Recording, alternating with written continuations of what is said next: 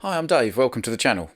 Today is one of my favourite days because today is a new Revoslot day.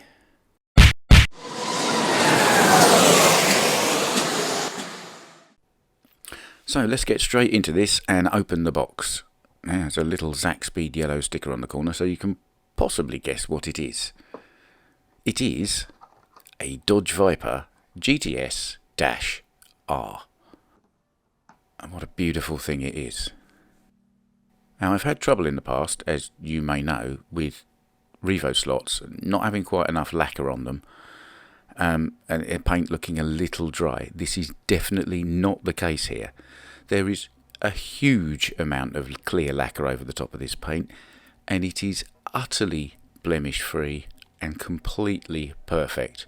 There's not even what you'd call orange peel on this at all anywhere. Now, of course, the usual bits within the box: some stickers, deep guide, and the instructions and parts. Now, this is a rare release for Revoslot in that they only did 2 models of the car in this release. Usually they do deliveries in releases of 3. There we are, all the lovely parts that you can buy, unlike some of the home set brands who make cars with parts you can't buy.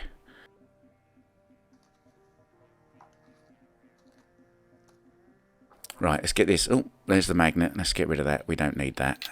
These cars just don't need magnets. I don't even know why they put them in the box. So yes, a very beautiful thing. And the usual 2-piece Revoslot metal chassis that we've come to expect. Angle winder setup, 21k motor. And it has got, let me just try and tilt this a little bit for you.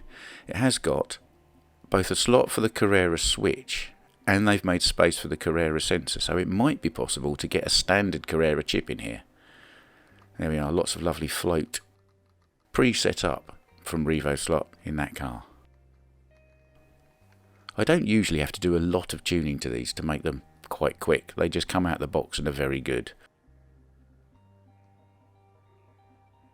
Okay, so let's talk about this car, or at least the real one. Here it is, pictured at Nürburgring. And that picture was taken in 1999 because it was entered by Zaxpeed Racing as a challenge to the ever-dominant German vehicles that ran the 24-hour Nürburgring GT Cup. It didn't just win, it won by 3 laps, and its fastest lap was some 38 seconds faster than the next fastest lap by the next fastest car. It was totally dominant. It was entered almost as a kind of point of principle against all of the BMWs and Porsches which had dominated this race for years, and it dominated the Porsches and the BMWs. So much so that the following year Porsche's own works team made a concerted effort to beat it again because it had been so dominant, and they did in 2000, and the Vipers won again the following 2 years after that. So I think first blood and third blood to the Vipers. So this car had probably a 10-year racing history in various colours and liveries until 2010, 2011, when it was bought by, I believe, the still current owner, who decided he would like to put it back to the livery that it won its most famous race in. And not only that, he wanted it road legal. Now, it's not very easy making a purpose-built race car into a road legal one, even if it was originally based on a road car. You have to do all sorts of things, like actually fit a handbrake. You know, I mean, even down to that level of stuff. So a restoration company has done all of this. They have made this car look exactly like it did in 1999, with the exception of the front fog lights. And it's road legal. And while you shouldn't anthropomorphise, there's a big word, pieces of machinery, really, this car is, I would think, probably enjoying its retirement, just swanning around looking amazing. So, back to the slot car. Let's tear into this. It has got that wonderful thing, 4 slotted screws, so you don't have to take them right out to get the shell off the chassis. Nice lightweight interior. And I think the wing and the diffuser, well, they're pretty well fixed on. I can't see any of those bits are actually going to fall off unless you have a massive crash. So yeah, nice and durable. And to the chassis itself, of course, 2-piece aluminium with those 4 brass rattle screws, which do give you float in both directions, X and Y, and give you a bit of tilt in the Z axis up and down. Look, there we are.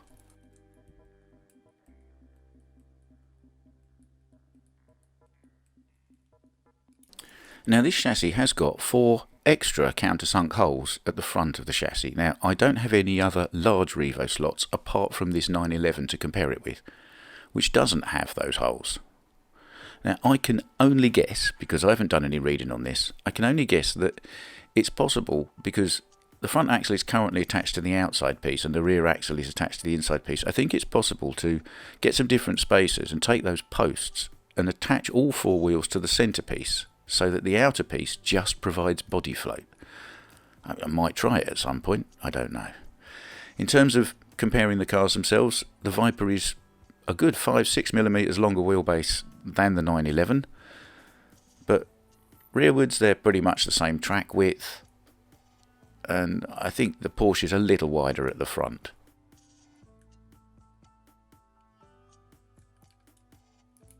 Now, as we have got this extra hole sat here, I'm going to attempt to put one of these standard Carrera chips into it. If that doesn't work, I've got a backup plan, which is of course an FT Slot Technic 1044. Either will do, but we'll try the standard Carrera one first, and we'll try it now. Ready? And it worked. I managed to get the Carrera chip in. There was an awful lot of, I can't believe I'm using this phrase, close tolerance blue tacking. I've had to keep the front of the chip fairly low to the chassis, and I had to lift the back up so that it doesn't foul on those little brass nuts. The other thing you'll note here is I have used some plugs, so that I have effectively plugged the Carrera chip in the way it would plug into a Carrera car. They are just exactly the same 2-pin connectors as Carrera use.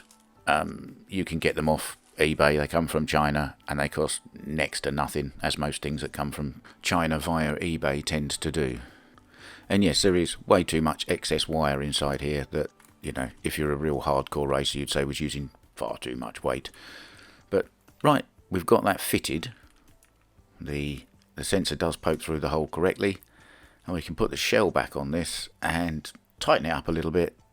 In fact, I'm going to tighten all 4 screws up pretty much to just about tight, and then we'll take it to the track and have a look at it.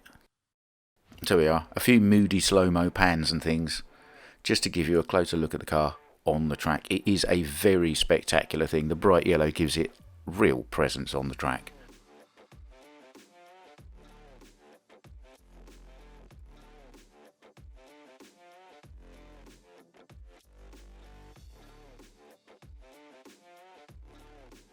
And also, if you're kind of one of these slightly myopic middle-aged guys these days, it's a bright yellow car. You can see it if it's a long way away on a big track. That's always a factor these days. Let's be honest, lads.